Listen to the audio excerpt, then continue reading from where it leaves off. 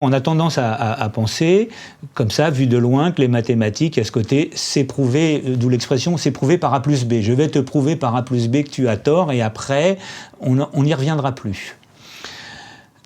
Ben, il s'avère que c'est pas aussi simple que ça, et c'est d'ailleurs ça qui est très intéressant, c'est que c'est pas aussi simple qu'une fois que c'est prouvé, on n'en parle plus. L'idée même de prouver un résultat n'a pas été la même idée tout au long de l'histoire.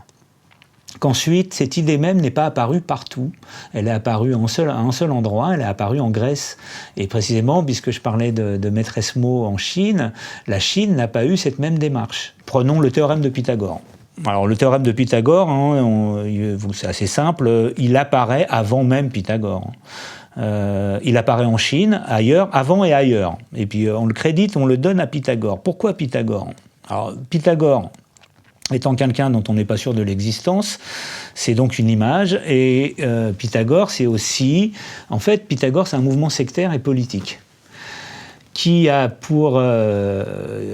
comme idée de fonder une sorte d'ordre de société, de vivre ensemble, basé sur un certain nombre de principes, et notamment, parmi ces principes, le principe central, on crédite Pythagore de considérer que le monde est nombre. Donc si tu veux connaître le monde et organiser la vie en commun, il faut que tu connaisses le nombre. La question qui s'est posée, vraisemblablement chez les pythagoriciens, c'est la démonstration. Certes, on constate que ça marche. Est-ce qu'on peut aller au-delà du fait que ça marche et établir le fait que c'est vrai tout le temps? Vrai, ça veut dire, pour tous les triangles, rectangles, on aura que le carré de l'hypoténuse est égal à la somme des carrés de deux autres côtés, quel que soit le triangle que je dessine. Et c'est pour tout, qui commence à fonder la réflexion mathématique.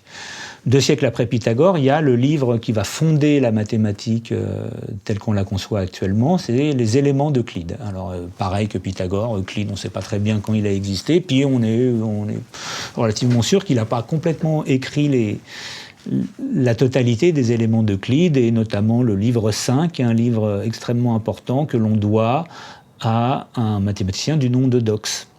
La méthode que Euclide décrit, que ce soit dans le livre 5, dans les autres, est devenue la méthode dite alors hypothético-déductive. J'aime bien ce mot parce que je me suis entraîné à le dire sans fourcher. Alors je le dis. Et donc, à savoir, on commence par une liste de définitions des objets que l'on va manipuler, ensuite une liste des outils qu'on va se donner pour les manipuler, et puis après on va raisonner. Et la première question, c'est qu'est-ce qui se passe si on change de liste d'axiomes? Si on change, alors le 5e postulat, on l'a modifié. Et il ne s'est rien passé, c'est-à-dire que ça marche aussi. Donc, cela veut dire que cette preuve qui est établie est toujours établie dans un cadre qui est, avec des outils donnés, ces axiomes, et dans ce cadre-là. Donc si on sort de ce cadre, la preuve n'a plus la même valeur. Vous arrivez au lycée, jusqu'à la terminale, vous avez une liste d'outils qu'on appelle l'axiomatique EFA, c'est pour Elementary Function of Arithmetic, donc c'est les fonctions élémentaires de l'arithmétique. Les trucs de base que tout le monde utilise sans même le savoir que c'est un axiome, hein, 2 plus 3 égale 3 plus 2, 2 fois 3 égale 3 fois 2, 2 facteurs de 2 plus 3 égale, je développe, voilà, tous ces trucs-là. Et la première question que se pose un mathématicien du XXe siècle qui s'appelle Tarski, c'est existe-t-il des résultats avec cette axiomatique-là, avec juste ces outils-là, qui sont vrais, qui s'expriment avec tout ce qu'on vient de dire, mais dont on ne peut pas démontrer qu'ils se prouvent dans cette axiomatique-là. C'est-à-dire, si je reprends la parabole, enfin la comparaison avec les outils, existe-t-il des constructions dont on dit qu'elles dépendent de cette boîte à outils, mais que l'on n'a pas pu construire avec?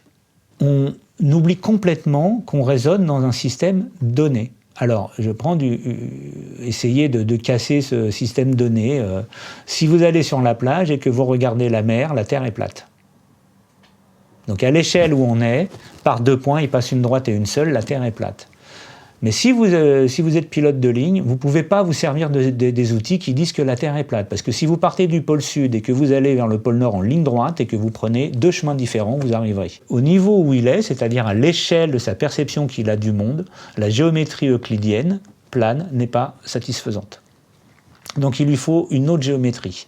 Einstein a bénéficié, alors via son ami Grossman, qui était mathématicien, de l'accès à une géométrie qu'on appelle géométrie riemannienne, et qui bouscule 2 axiomes d'Euclide. Et en fait, ça marche. Et ça a tellement bien marché que, pour rendre compte de phénomènes à l'échelle de l'univers, c'est-à-dire la trajectoire de la lumière à l'approche d'un trou noir, par exemple, il nous faut un cadre mathématique différent du cadre qui nous permet de penser la trajectoire d'un bateau sur un lac. Voilà, c'est pour ça qu'il nous faut des outils différents, et c'est pour ça que, selon le cadre d'outils qu'on a, on va avoir des résultats différents, on va avoir des preuves différentes, et qui vont être amenées, par exemple, à prouver des choses différentes. Est-ce que c'est un peu plus clair ? Et alors, pour revenir à Grothendieck, c'est ce qui rend parler de Grothendieck extrêmement compliqué, parce qu'il a en plus travaillé dans une axiomatique énorme, dont le nom est adorable. C'est l'axiomatique qui parle d'ensemble dont le cardinal est fortement inaccessible. J'aime beaucoup le fortement inaccessible. Les très grands infinis. Tant de gens sortent traumatisés de l'enseignement secondaire en mathématiques parce qu'on a chargé la mathématique d'un rôle qui n'est pas le sien, à savoir un rôle de sélection sociale. Et qu'il y a beaucoup d'élèves qui arrivent en seconde extrêmement inquiets et angoissés de la discipline parce qu'ils s'entendent dire qu'il faudra être bon en mathématiques, c'est ça qui permet de faire des études. Or, on est quand même dans un moment où c'est pas le plein emploi et que faire des études et avoir un bon diplôme reste une assurance ou en tous les cas quelque chose qui permet d'éviter le chômage. Cette tension sur les épaules d'un élève de 14 ans qu'il porte, qu'il amène avec lui en plus de son cartable, cette tension rajoute de l'angoisse et source de traumatisme. Il y a une autre raison, il y a aussi qu'effectivement, tu vas en soirée, tu poses la question, et on me dit t'es prof de maths, et là j'ai 2 réactions. J'ai soit j'adorais les maths, ou les maths, l'enfer, j'ai été traumatisé. Les maths modernes, pour être très court, là, il y a un certain nombre de personnes qui n'ont jamais entendu parler de ça. Ça a été, à un moment donné, dans le propos didactique en France, de dire les objets que l'on va introduire en cours seront définis. On ne dira plus une droite, et puis en évacuant la question de qu'est-ce qu'une droite. Donc si on parle de droite, il va falloir qu'on définisse la droite. Ce qui veut dire qu'on va créer, avant de pouvoir parler d'une droite, on va saper toute la théorie qui précède. Alors, on va commencer par la théorie des ensembles. Donc moi je suis passé par là. La réalisation de l'ambition a manqué d'ambition.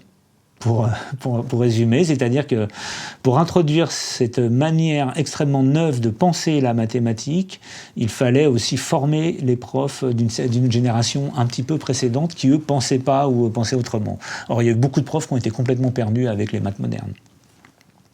Moi, je me souviens de mon professeur de 4e et de 3e qui disait « Un vecteur est un ensemble de bipoints équipotents ». So what ? Il a fallu longtemps avant que je comprenne ce que équipotent voulait dire. Il a fallu que je fasse des études supérieures. Et je crois qu'il ne savait pas très bien lui-même ce que voulait dire équipotent, parce que ce n'était pas dans sa formation à lui. J'ai constaté quelque chose en salle des profs qui est assez particulier, c'est que je parle suffisamment bien anglais pour éventuellement parler anglais avec un collègue qui enseigne cette langue. Je lis suffisamment et j'ai suffisamment lu pour pouvoir parler littérature avec un collègue qui enseigne le français. Évidemment, pas l'enseigner, mais en parler. J'ai de quoi nourrir une relation avec un collègue sur son terrain. Personne ne peut me parler de maths. On parle de maths qu'entre profs de maths. Éventuellement le prof de philo, qui peut avoir une réflexion épistémologique sur la mathématique. Mais dès qu'on est entre profs de maths, on a des raccourcis de langage, on parle d'un domaine qui exclut les autres, de fait.